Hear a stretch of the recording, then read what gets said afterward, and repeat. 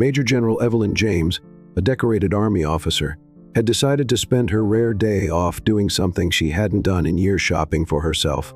At 42, Evelyn was a towering figure of discipline and grace. Her short, cropped, natural hair, streaked with hints of silver, dressed in a simple black tracksuit and sneakers, blended in with the Saturday crowd at Westfield Mall.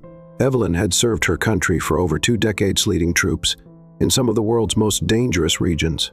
She had faced down insurgents, negotiated peace treaties, and commanded thousands of soldiers. But today, she just wanted to find a good pair of running shoes and maybe grab a smoothie afterward. As she browsed through a display of sneakers at a high-end store, Evelyn noticed a few people glancing her way. She was used to it. Her commanding presence often made people curious. But something about these looks felt different. She shrugged it off and continued browsing. Unbeknownst to Evelyn, Officer Troy Beckett had just walked into the mall. Troy was a mid-level cop in his late 30s, with a reputation for being quick to judge and even quicker to draw his weapon. He had received numerous complaints for racial profiling, but his precinct often swept them under the rug.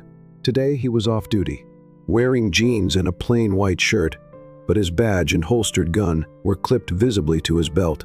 As Troy strolled past the sneaker store, his eyes landed on Evelyn. Something about her, perhaps her confident stance, or the way she moved, made him suspicious. To him, she didn't fit the image of someone shopping at an upscale mall. Troy lingered near the entrance, pretending to check his phone while keeping an eye on Evelyn. His mind raced with assumptions. Was she casing the store? Did she have stolen credit cards?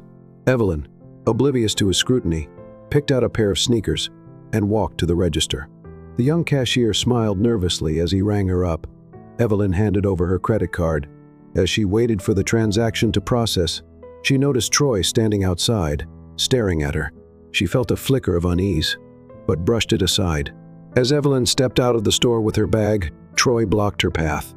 "Excuse me, ma'am," he said, his tone cold. "I need to ask you a few questions." Evelyn raised an eyebrow. "Is there a problem, officer? You look suspicious in there," Troy said, his hand resting on the grip of his gun. "Mind telling me what you were doing?" Evelyn's patience, honed by years of dealing with tense situations, was already wearing thin. "I was buying shoes," she said, holding up her bag. "Is that a crime now?" Troy's eyes narrowed. "Let me see your ID." "Why?" Evelyn asked, her voice calm but firm. "Have I done something wrong?" Troy's hand tightened on his gun. "Don't make this harder than it needs to be."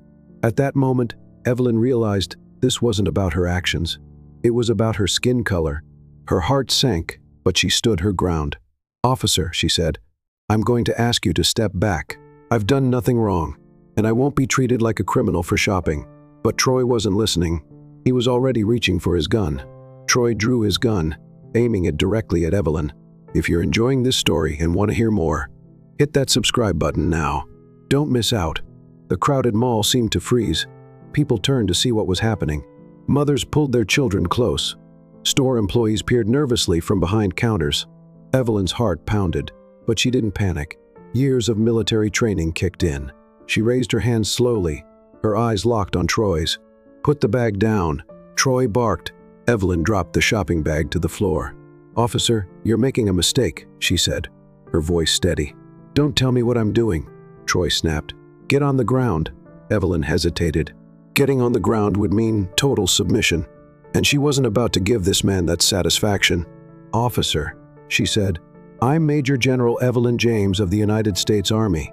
I suggest you lower your weapon." For a moment, Troy faltered. The authority in her voice was undeniable, but his prejudice clouded his judgment. "Yeah, right," he scoffed. "Get on the ground, or you'll what?" A voice interrupted. A young man stepped forward from the crowd holding up his phone.